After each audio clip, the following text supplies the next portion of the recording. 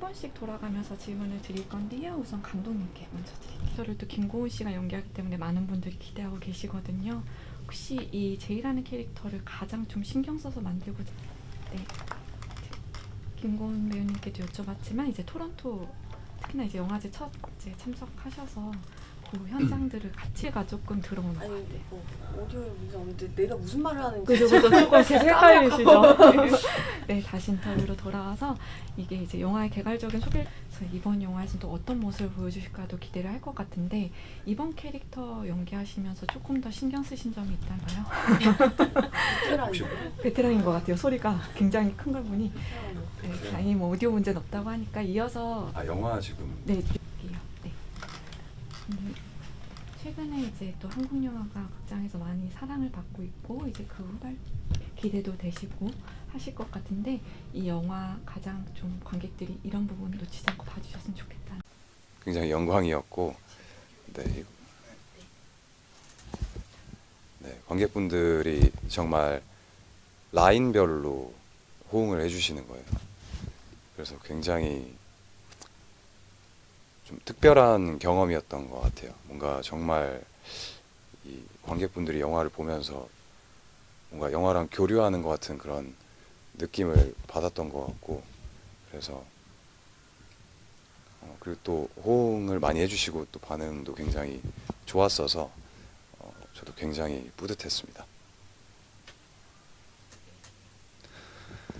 흥수는 자신만의 어떤 비밀 때문에 뭔가 세상과는 거리를 좀 두고 남들에게 자신의 곁을 좀 쉽게 주지 못하는 그런 인물이고요. 마음을 좀 많이 닫고 사는 친구예요. 근데 제이를 만나면서 뭔가 마음을 훨씬 더 많이 열게 되고 자기 자신을 제이와는 반대로 하지만 또 똑같이 자신을 좀 사랑하게 되어가는 그렇게 성장해 나아가는 그런 인물입니다. 대중들이 파친코에서의 이삭의 모습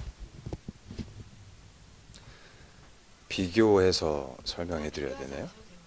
캐릭터 연기하실 때 가장 신경 쓰신 점을 얘기해 주시죠. 이 친구를 그냥 이해하려고 했던 것 같아요. 어떤 이 친구가 겪었던 성장 과정이나 뭔가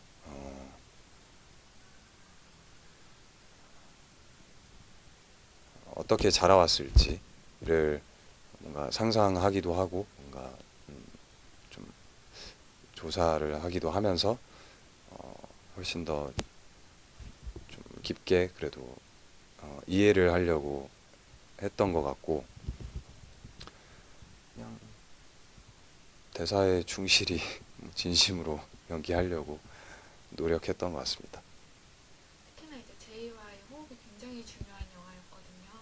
네, 김고은 배우님과의 작업에 대해서도 어떠셨는지. 너무너무 좋았죠. 진실되게 말씀드려요. 또 이게 낯간지러우니까 갑자기. 낯간지럽지 않아. 네. 아니 너무 좋았어요. 제이라는 인물은 남의 시선을 의식하지 않고 어떻게 보면 오늘만 잘 살자 주의인 그런 인물인 것 같고요. 하지만 내면의 어떤 상처를 좀 방어하기 위해서 좀 강한 척을 많이 하기도 하고 그런 친구인 것 같아요. 근데 그런 인물이 흥수라는 친구를 만나면서 점점 더 성장을 해가고 자기 자신을 사랑할 줄 아는 그런 인물로 성장을 하게 되는 그런 친구입니다. 앞서 토론토 영화제에서 영화가 상영이 됐는데 그때 현장에서 계시면서 좀 느낌 어떠셨는지 궁금하거든요. 일단은 첫 상영 때 굉장히 많은 관객분들하고 함께 관람을 했는데 너무나 그 호응을 많이 해주시고 영화 상영 도중에도 씬 중간중간마다 웃으시고 막 이렇게 박수도 쳐주시고 이래서 그 호응이 정말 잊혀지지가 않는 것 같아요. 그래서 굉장히 뿌듯한 순간이었습니다. 실제 이제 제이와 같은 학번이기도 해서 사실 이제 많은 기억들을 되살리면서 연기를 하셨을 것 같은데 가장 좀 공감이 되거나 하셨던 부분이 있다면 어떤 게 있을지. 뭐 일단 핸드폰이 너무 반가웠고 그때 당시에 그 아이폰이 처음 나왔어가지고 근데 저는 처음에 그 아이폰 나왔을 때 바로 못 샀어요. 근데 그게 원래 갑자기 신나졌네. 그게 그 에어팟이 아니고 그 뭐지? 아이팟이었는데 아이팟이랑 똑같은 모양의 핸드폰이 나왔었거든요. 근데 그게 아니에요. 좀 요즘에 벗어난 것 같아서. 어쨌든 핸드폰을 보고 굉장히 반가웠고, 뭐였죠, 질문이? 같은 학번의 또래 캐릭터를 연기하면서, 되었던 점? 뭐, 사실 제희랑, 저랑, 뭐, 이렇게 학창 시절에 성격적으로는 좀 많이 달랐기 때문에, 저는 제이만큼 왜 놀지 못했을까 싶고, 제이가 부러웠던 순간도 많았고, 그치. 대도시 사랑법은 여기 두 분이 맡으신 흥수와 제이가 20살에 만나서 같이 20대를 보내고 30대가 되기까지 서로 함께 시간을 보내며 그 시간에 시행착오를 같이 겪으며 각자 성장해서 자신을 찾아가는 이야기입니다. 이제 워낙 소설 원작이 유명한 작품인데요.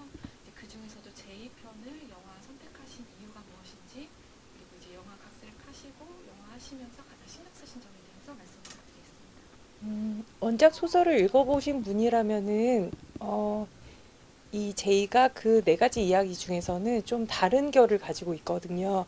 어떻게 보면 그 뒤에는 그 뒤쪽으로는 이제 그 전체 책의 화자인 영이라는 인물의 여러 가지 이야기들이 있는데 제이라는 이야기에서는 이 성별이 다른 두 인물이 서로 너무 다를 수도 있지만 서로 또 어떤 공통점을 가지고 있는 두 인물이 만나서 서로에게 위안을 주고 서로에게 용기를 주며 이렇게 성장하는 이야기여서 저는 이 이야기가 특별한 영화가 될 수 있다라고 생각했습니다.